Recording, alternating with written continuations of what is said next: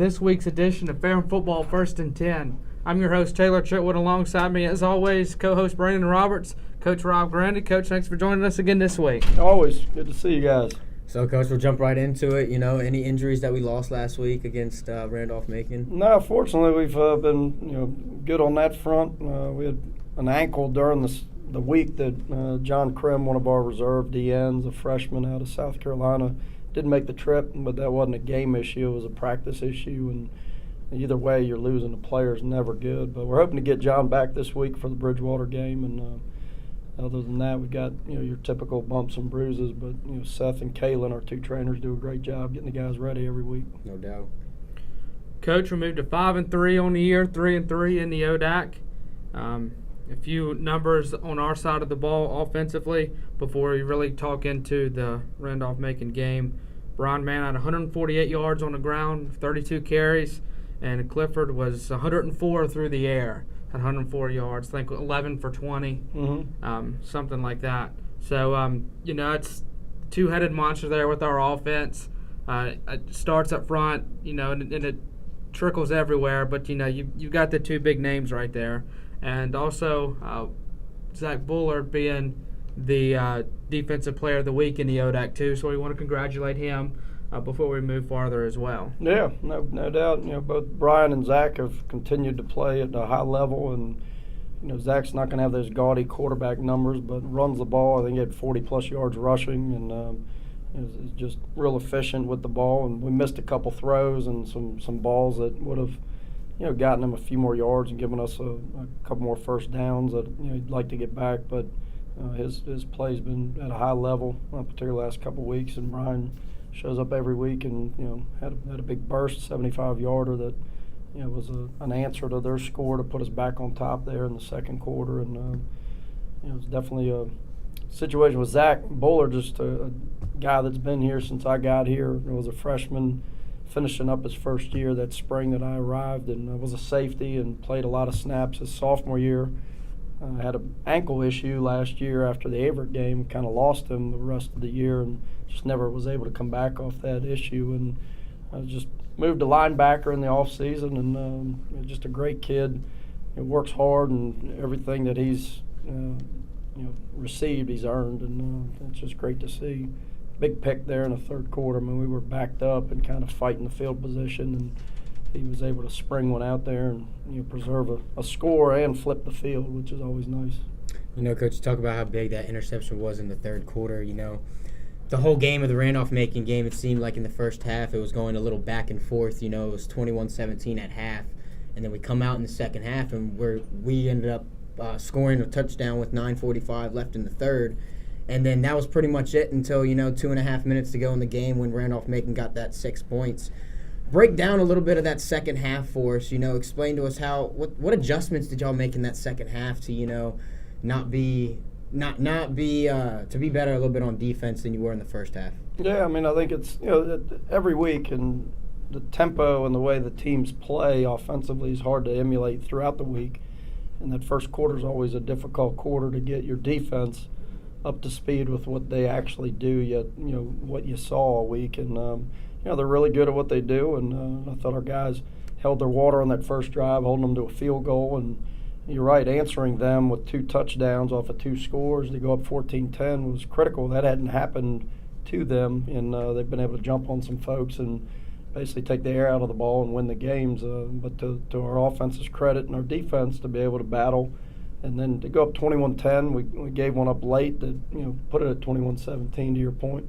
But then to come out that second half on the opening drive, converted a big 3rd and 19 to Johnny White, which kept the drive going, and then to finish it off with a little play from Johnny White to Quentin was a play we've been working on. And you got those wrinkles in your offense, and we've been practicing that for a number of weeks. And Luke had confidence in it, and so did I. And it was a great opportunity to pull that out there on a 2nd and short and near in the red zone to go up, the score of 28-17, and then from there we kind of were stubbing our toe on a punt return. We kind of miscued the ball, then Brian fumbled deep in our end.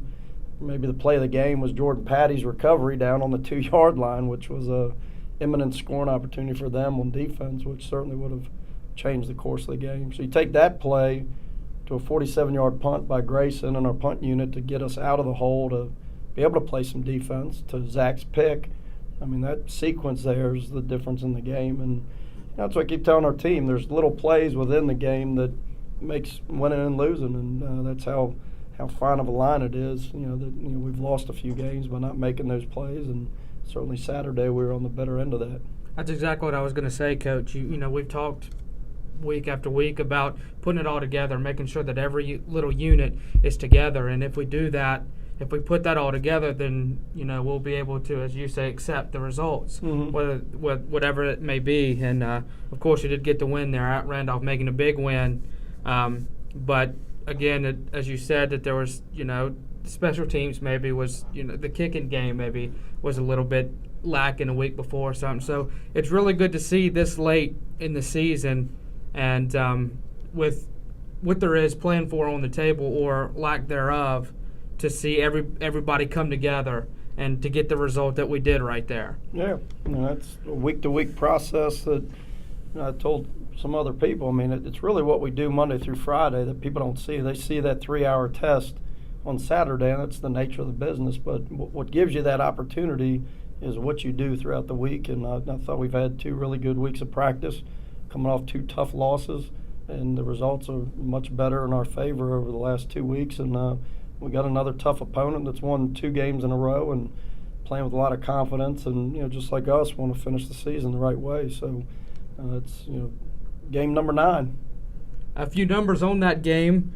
Bridgewater is 2:00 here, WB Adams Stadium. It is Senior Day for our seniors. 16th meeting overall, 10-5 in favor of your Ferrum College Panthers.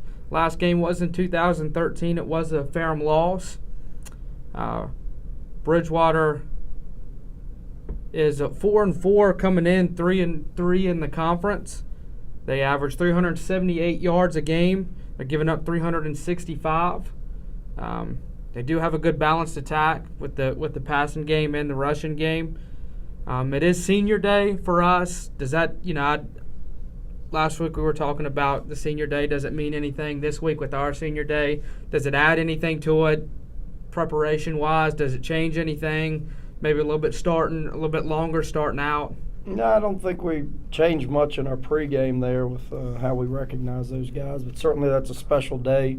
Anytime you've got an athlete, completing their eligibility at any sport, it's a great opportunity to highlight them and their families and parents and people that have supported them through that process. And it's come to pass, and we're going to certainly enjoy another day in the stadium with those 14 kids, and want them to have a great day, and I know they will. And we'll get on to the game by 2 o'clock with the kickoff, like you said. So, Coach, move a little bit past Ferrum right now. We got Hampton-Sydney and Randolph-Macon that play for the ODAC title this week. No, it doesn't. Cool, yeah. Doesn't really mean nothing for us, but I'm just curious. You gonna keep up to date on that game? You going, Sure. Does that mean a little bit to us at all? I'm a football fan.